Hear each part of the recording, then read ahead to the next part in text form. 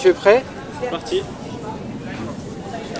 Bonjour à toutes et à tous et bienvenue donc sur l'antenne d'Oxygène et également en live sur notre page Facebook. Nous sommes à Vence pour célébrer aujourd'hui la fête du parc des Préalpes d'Azur et notre première invitée est Catherine Leland, maire de Vence. Bonjour.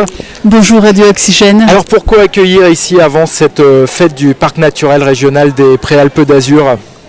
Parce que c'était le meilleur lieu pour inviter, pour être là pour les 5 ans du PNR, parce que c'est à la fois un lieu d'exception en plein centre-ville. C'est vrai qu'on parle toujours du PNR, on imagine dans les grands espaces verts, plein de nature, mais le PNR c'est aussi la vie des habitants, c'est aussi en plein cœur de ville. Et ici vous êtes dans un poumon vert de Vence où il y a 60 espèces d'oiseaux répertoriées par la LPO. Justement, le développement durable est à l'honneur. Quelles sont les actions que vous menez dans la commune en matière de développement durable ?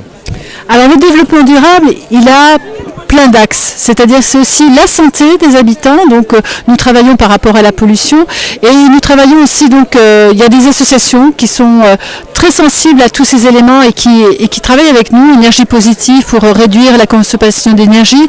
Nous avons aussi, bien entendu, j'ai mon premier adjoint, j'ai fait le choix d'avoir un premier adjoint dont le métier déjà être écologue et dont le développement durable, dont la mobilité sont les principales délégations. Donc le développement durable, il est partout, c'est-à-dire à chaque projet, nous pensons développement durable. Pour cela, nous avons même travaillé depuis 2014, nous avons travaillé sur l'urbanisme, parce que vous savez que le développement durable et l'urbanisme, c'est souvent là où ça coince. Et donc ce qui coince, c'est vrai qu'avec la loi Allure à faire beaucoup de logements comme il nous est demandé, c'est-à-dire beaucoup de projets immobiliers, on se retrouve souvent coincé et c'est vrai que le travail a été de réduire l'espace consommé, d'augmenter la végétalisation, de faire ce qu'on peut avec une loi qui existe, c'est-à-dire on rabiote pour sauvegarder notre patrimoine. Alors nous étions présents ici pour le grand festival des Nuits du Sud. Quels sont les autres temps forts culturels de la commune de Vence ? Alors, nous avons eu les Nuits du Sud. Nous venons d'avoir également, le week-end dernier, une superbe inauguration, un espace Gombrowicz, Witold Gombrowicz, un espace muséal. Un nouvel établissement culturel, donc. Voilà, qui s'appelle la Villa Alexandrine, en place du Grand Jardin, une villa du début du siècle, 1911, a été construite, une belle époque. Et dans cette maison, nous avons l'espace Witold Gombrowicz, un espace muséal gratuit. Et puis, nous avons une salle de l'Europe et nous avons un nouvel office du tourisme.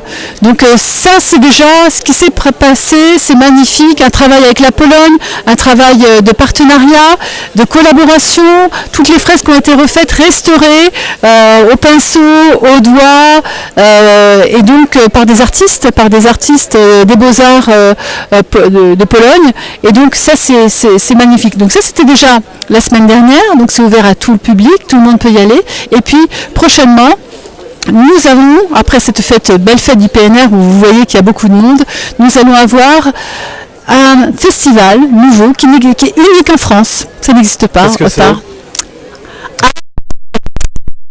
Art et tolérance.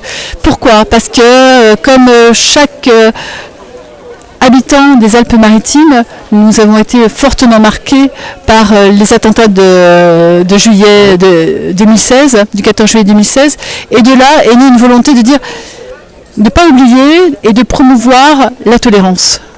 Et cette promotion de la tolérance, on le fait à partir d'une pièce de théâtre qui s'appelle du traité de la tolérance de Voltaire à Chartres, par le Théâtre populaire universitaire de Bruxelles. Où adhèrent les écoles maternelles, les écoles élémentaires, le collège, le lycée, l'université qui est présente aussi à Vence. Et puis aussi, une spécificité à Vence, quand vous créez un événement culturel, vous essayez de faire participer systématiquement tout le milieu scolaire, éducatif ? Oui, c'est une spécificité qui est par rapport à qui je suis. Moi, je suis dans l'éducation, je travaille dans l'éducation depuis 30 ans, donc forcément, ça me marque. Et en même temps, c'est une spécificité de faire participer les Vensois. C'est-à-dire que non seulement il y a les écoles, mais il y a toutes les associations, toutes les personnes de bonne volonté qui veulent travailler pour Vence et autour de l'art et la tolérance. Donc on aura des conférences. Tout ça aura lieu du 16 novembre au 20 novembre. Pourquoi le 16 novembre? Parce que c'est la journée internationale de la tolérance.